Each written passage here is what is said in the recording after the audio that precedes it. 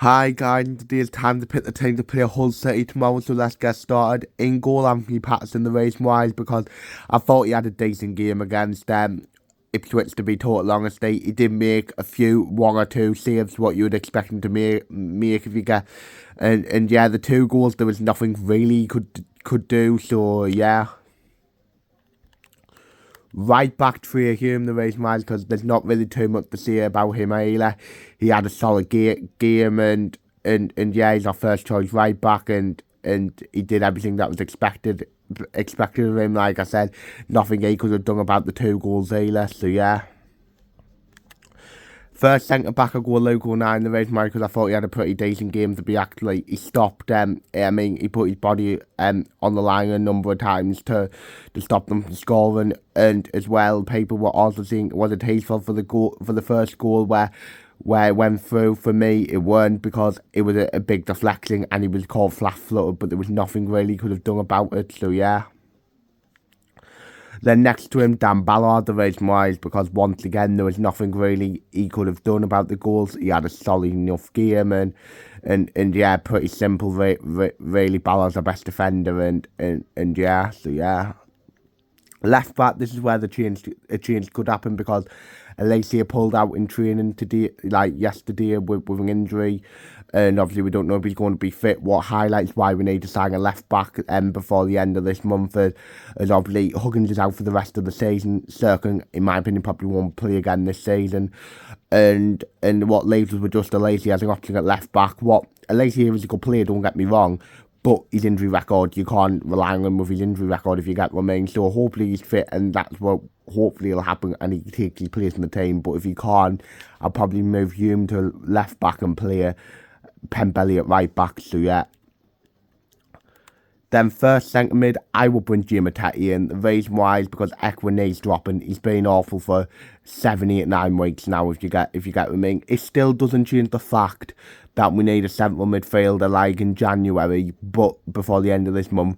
But this is a chance for Matete to show what he's worth, to show how good he is, and a chance to maybe play a bigger role than what he would have, maybe going forward, if you get with me.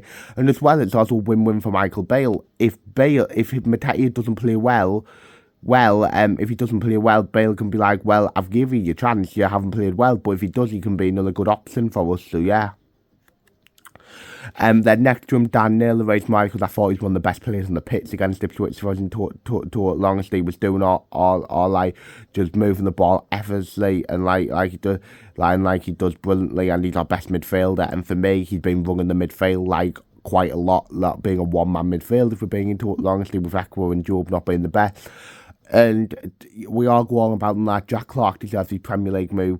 Dan Neil deserves his Premier League move as well. I think he's ready for it, and nobody can blame him if he wants to leave in the summer, in my opinion. So yeah. Right wing Abdul Bar, the race Michael. I'm not his biggest fan, but I thought he actually had a pretty decent game against them. Ipswich, I was in total honesty, he done well to set up the Clark goal, and as well, I thought he was like tearing their defence. The new one was causing a lot of problems, and I don't understand why Bale took him off. I know he's on a yellow card, but it was stupid. And as much as I'm not his biggest fan, I think we would have had a better chance of winning the game if Abdul the ball in the pitch. And I think after that performance, I don't think he should be dropped. So yeah. Number 10, Alex Pritchard, the race miles, because I thought he had a decent game against Ipswich. He tried to make stuff happen, and yeah, he's been a big player for us over the past few weeks. Apparently there's a few clubs after him in the window, what, to be fair, does make me nervous, especially with 6 months left on his contract, knowing that the fact that we could have let him leave in the summer, what has me worried that we might let him leave now, but we can't let him go. For me, it would be a mistake, and we should be offering him a new contract, in my opinion, so yeah. Left wing Jack Clark, the race miles, because another goal for Jack Clark, goal number 13 of the season. And yeah, once again, where would we be without him? And we absolutely can't sell him this month. It will be, I don't think you'll be able to say anything to the fans and be able to make anything to the fans to say that was the right decision to sell him. So yeah. Yeah, there's not a chance he'll go, so yeah. Then striking, that's the Tory Roasting. I don't get why he was dropped for in total honesty against Ipswich. He scored his first league goal against Preston, and then was probably one of the better players against Newcastle, then you drop him up with a bit weird, especially after Bale said that he was now going to give him a run in the team. It just makes no sense. So for me, Rosen comes in and yeah, he deserves to be playing at the minute, in my opinion. So yeah.